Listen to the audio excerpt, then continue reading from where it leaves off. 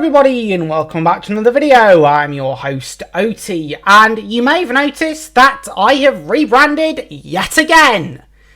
Yes, I've changed things around here as many times as your average university student changes they, them pronouns every week.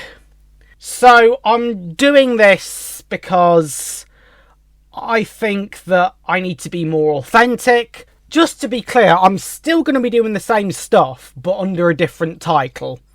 So you'll still watch the Transformers and Hero Factory stop motion show, which I'm already on episode 5. It's taken really long for this to produce. And as for, well, what was known as a Starties analysis, now it's just a review. I think because when it began, I put review in the title, and I think that got more views than when it was under the title of a Starties analysis.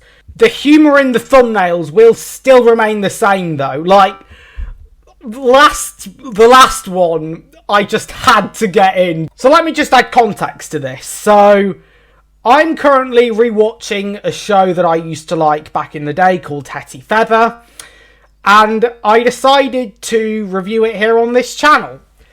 I have been doing so since it's taken a long time to get through so far. And one of the big story arcs in the series that I'm about to finish with, because we've got one more episode of Series 10 left, there's a character called Samuel Buscombe, who is an alias for Charles Buscombe. So I've given him the nickname of Fake News Charlie. And one thumbnail I really wanted to do for when, you know, he's found out is a picture of him with all these neon signs saying fraud, liar, fake, fraud. But obviously it wouldn't fit all the neon signs, so we just added fraud and then a shot of Alex Jones just pointing at him saying, "He's a part of the New World Order!" Who is basically Rosamund Calendar's long-lost son. Now, my channel intro will of course be similar to the one that I've used for a while now. I also think it's because I've become more of a fan of Hero Factory at the moment, because of my animations and just looking at the cartoons again, and looking at all the lore made me want to get back into it. You know, it's given me a brand new passion. And of course, using that word again, Hero Factory and Transformers is definitely a passion project that I really want to complete. And I really want to recapture the magic of Transformers G1 and cartoons as they were back in the day. Because, let's face it, most cartoons these days are terrible. You know, I stopped watching Cartoon Network when Ben 10 Omniverse came on, because quite frankly, I didn't like the early episodes, and the fact that it retconned so much lore of the past few series. You know, my era truly was Ben 10, the original Ultimate Alien and Alien Force, Bakugan, Huntic, Battle Force 5, Transformers Prime, Generator X, Hero 108.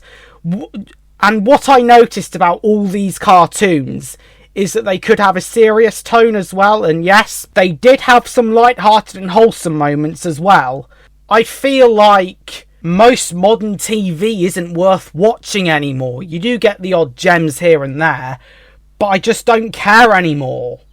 You know, I've decided to take matters into my own hands and make my own content, because it's got to the point where alternative is better than mainstream. You know, we get that most cases in radio. Most of us have migrated to either greatest hits radio or boom radio. And coming back to the point here, I love making films, and it is my big passion. And even though they might not be perfect, I have a great time making them. And yes, I do come across bumps in the road, but you get that with film making. I think I'm more satisfied when I'm making creations with Lego, to be honest. But yeah, I just wanted to give you guys the heads up. And hopefully, great days are going to come. So, I'd like to thank you all very much for watching, and I will see you all later. Ta-ra a bit!